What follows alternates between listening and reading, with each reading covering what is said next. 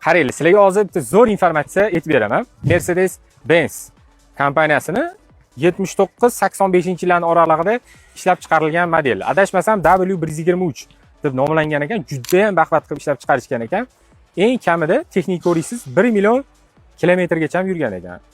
4,5 million kilometrgacha yurganlari ham bo'lgan ekan va oqibatda mana shu model kompaniyani bankrotlik yo'g'asiga olib kelib qo'ygan ekan.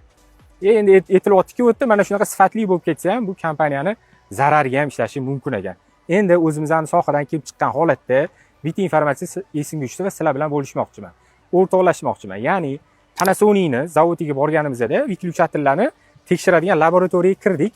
O'tda bitta vyuklyatorni endi mirovoy standart bo'yicha 30 ming 40 ming martagacha tekshirilar. Ya'ni 30 ming 40 ming marta o'chib yonsa bu normal hisoblanar ekan. Shuni o'zi kuniga 5 tadan hisoblasangiz 26 yil hisobladim taxminan. Bitta vyuklyator 26 yilgacha ishlashi mumkin ekan 40 ming martada. Endi o'tdagi xodimlarning aytishi bo'yicha 300 ming martagacha biz tekshirganmiz, o'zini holatini yo'qotmagan deyapti. Endi agar 40 ming martada 26 yil bo'lsa, 300 ming martada o'zingizlar hisoblab ko'ringlar, taxminan 10 ga ko'paytirib olsanglar ham o'ladi 26 yil. Bu degani umuman buzilmaydi, bitta olgandan keyin qaytib kelmaydi degan tushuncha. Bu kompaniyani zarariga ishlab qolmasmikin? Nima deysizlar? Shuni o'ylab qoldim.